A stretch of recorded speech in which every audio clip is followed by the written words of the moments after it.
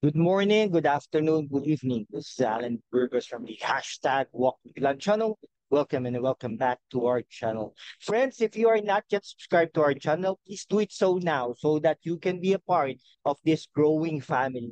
We are now officially 7,039 subscribers. Thank you so much. God bless you all. Today is a good Friday. Yes, indeed. Okay, so let us thank the Lord for all his sacrifices to all of us, for us to be saved. Thank you so much, my dear Lord. Okay, so ano po natin, ang pag-usapan po natin today ay yung with regards po sa post ni PBBM, no? Or si President Bongbong Marcos. Baga, no? Yan, si President Bongbong Marcos. Nag-post na po siya sa Facebook. Siyempre, as a chief architect of the foreign policy, and of course, are indeed, no, elected leader, no, by the 31 million Filipino votes or electorates. No, it's really indeed coming from the statement of the president, talagang ano po siya, no, napaka relevant niya po para sa ating lahat. Okay, so alam naman po natin, no, na ang China ay talaga unti-unting ninanakaw, no? Unti-unting ninanakaw ang ating sovereignty at ang ating mga properties, no? Diyan sa West Philippine Sea, no, na pinagdesisyon na naman ng United Nations, no? Uh, United Nation po, no, pinagdesisyonan na yan ng 2016 na sa atin po talaga yan, no, yung West Philippine Sea na yan. Pero nakakapagtaka, itong China hindi po inonor yung desisyon na yon. Okay, kaya nakakalungkot isipin. Kahit tas nagkaroon tayo ng presidente na very friendly, no, hindi rin naman natin maiaalis sa kanya kasi ang tingin niya nung that time ay talagang napaka important, no, ng safety ng ating mga Filipinos fishermen and women. Okay? Yan, katulad yan, no? Yung kunare, yung langka, 'di ba? Talagang inaano, no, ninanakaw unti-unti. Pero anyhow, segue lang po 'yan, no? So ito po, no, ibabasahin lang po natin ang statement ng Pangulong Bongbong Marcos, no? Sabi niya, in English, over the course of these past few days, I have met with and spoken to our country's national security and defense leadership. They have made their considered recommendations, and through exhaustive consultations, I have given them my directives. I have also been in constant communication with representatives of relevant allies, partners, and friends in the international community. They have offered to help us on what the Philippines requires to protect and secure our sovereignty, sovereign rights, and jurisdiction while ensuring peace and stability in the Indo-Pacific Ocean. Indo-Pacific. I have given them our requirements and we have been assured that they will be addressed. Over the succeeding weeks, there shall be implemented by the relevant national government agencies and instrumentalities a response and countermeasure package that is proportionate, deliberate, and reasonable in the face of the open, unabating, and illegal, coercive, aggressive, and dangerous attacks by agents of the China Coast Guard and the Chinese Maritime Militia.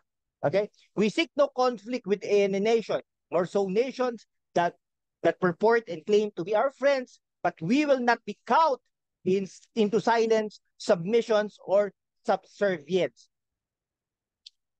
Filipinos do not kill. Ayan po, no? Ang sobrang lalim, no? Ang ano po diyan, ang gusto ko po diyan na statement ng Pangulo, Filipinos do not kill, no? Sabi ko nga, putol ang kamay, hindi atakbo. Putol ang paa, hindi atakbo. Okay? Putol ang ulo, hindi atakbo.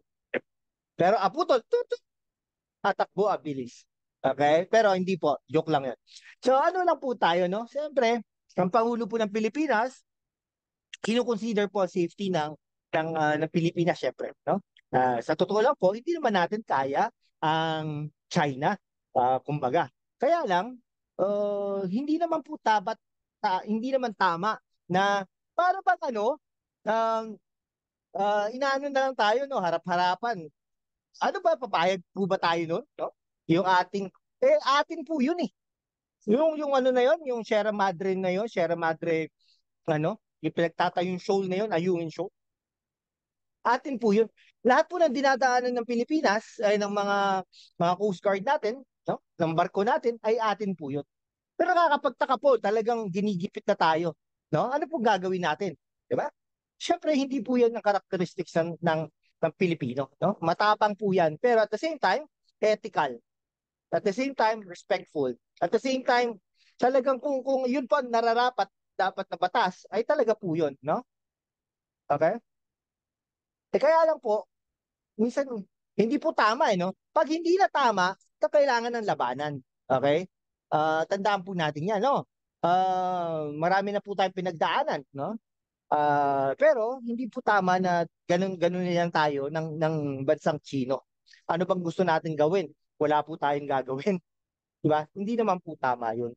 Dapat may ginagawa po tayo para naman ginagalang po tayo. Tingnan niyo po ang Vietnam, 'di ba? Ang Vietnam, ba? Ano nangyari? Oh, sila no, 'di ba? Nung kinanon sila, water cannon, nag-water cannon din sila. Nung nilaser sila, nilaser din nila. Parang gano'n, no? Gantihan na 'yan. Oh, pero ngayon gusto natin magsalita din ang ang bansang bansang Vietnam, no? Mga bansa sa Southeast Asian nations. Okay? Oh, ito pa. Alright, sabi pa ng Pangulo, no, for the past few days, kinonsult na niya, no? Kinonsult na niya ang mga defense, national security, nandiyan si Anyo, nandiyan si sino pa ngayon? Si Chudoro, no? Chudoro and others, no? Mga national security council members, defense defense if chief of staff, okay, yung mga ganon, no? Lahat po yan kinukonsulta na, kumbaga, no? Pero hindi, we do not expect, no, na pupunta tayo sa gera, no? Pero at the same time, para ini-expect natin, lalaban tayo, no? Lalaban tayo in terms of legal and in terms of doon sa bansang ano, maneuvering na yan, no? Talagang, ay puta, kung ano talaga, alam nyo, para yung Mutual Defense Treaty, ha, para bago natin ma-invoke yon ay dapat mamatayan muna tayo ng isa, no? Yung sakripisyo ba? Sacrificial lamb. Pero hindi naman dapat yun. Tignan nyo, di ba? Nung winater cannon tayo, ang daming may mga nasugat pa sa ulo, kasi delikado po yun. Ang lakas po ng pressure nun. Kumbaga, tignan nyo, basta-basag yung mga salamin.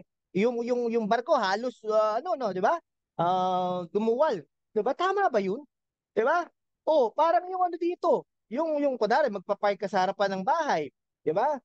Kunwari, mag-ano ka, ang tawag doon, papark ka sa harap ng bahay, yung mga langka, prutas, 'di ba? O dadaan ka hindi naman tama 'yun, no? Parang it's against of the privacy, it's against of the ano, sovereignty kumbaga. Parang ganoon ang nangyayari, no? Sa mga in-check na ito. Okay? Ayan, no? So, Holy Week po ngayon, pero bawal po tayo magalit, no? Kailangan natin magpasalamat, no? Sa sakripisyo ng ating puong may kapal. Ah, kaya lang po, syempre, pag hindi na tama, ay kailangan umaksyon din, no? Kailangan umaksyon din, no? Sige po, hanggang dito na lang po tayo mga kaibigan ko. Maraming maraming salamat. Kung hindi ka pa nakapag-subscribe, mag-subscribe ka naman para naman we can be able to maintain and sustain this channel. Maraming maraming salamat po sa inyo guys ha.